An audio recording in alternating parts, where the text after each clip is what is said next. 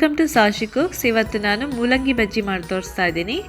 ಮೂಲಂಗಿಯಲ್ಲಿ vitamin C ಹಾಗೂ fibre ಅಂಶ ಹೇರಳವಾಗಿರುತ್ತೆ, ಹಾಗೆ ಆ್ಯಂಟಿ ಆಕ್ಸಿಡೆಂಟ್ಸ್ ಕೂಡ ತುಂಬಾ ಇರುತ್ತೆ.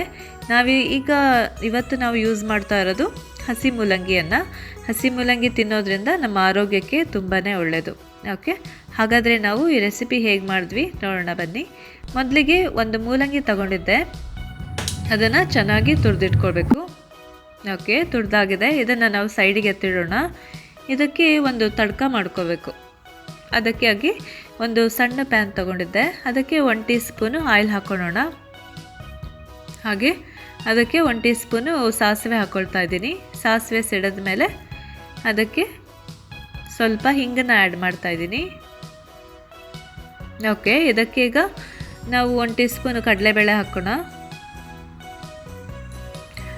ಹಾಗೆಯೇ ಒಂದು 1 ಟೀ ಸ್ಪೂನು ಉದ್ದಿನಬೇಳೆ ಕೂಡ ಹಾಕ್ತಾಯಿದ್ದೀನಿ. ಎರಡು ಚೆನ್ನಾಗಿ ಸ್ವಲ್ಪ ಹುರಿಬೇಕು. ಅದಕ್ಕೆ ಒಂದು 3-4 ಕೆಂಪು ಮೆಣಸಿಕಾಯಿ ಹಾಕ್ತಾಯಿದ್ದೀನಿ. ಚೆನ್ನಾಗಿ ಬಾಡಿಸ್ಕೊಳ್ಳಿ. ಹಾಗೆ ಸ್ವಲ್ಪ ಕರಿಬೇವು ಸೊಪ್ಪು ಕೂಡ ಹಾಕ್ತಾಯಿದ್ದೀನಿ. ನಮ್ಮ ತಡ್ಕ ಇಲ್ಲಿ ರೆಡಿಯಾಗಿದೆ. ಇದನ್ನು ಸೈಡಿಗೆ ಹಾಗೆ ಎತ್ತಿಡೋಣ. ಮೊದಲೇ ತುರಿದಿಟ್ಕೊಂಡಿದ್ವಲ್ಲ ಆ ಮೂಲಂಗಿ, ಇದಕ್ಕೆ ಸ್ವಲ್ಪ ಉಪ್ಪನ್ನು ಹಾಕಬೇಕು. ಎಷ್ಟು ಬೇಕೋ ಅಷ್ಟು ಟೇಸ್ಟ್ ನೋಡಿ ಹಾಕ್ಕೊಳ್ಳಿ.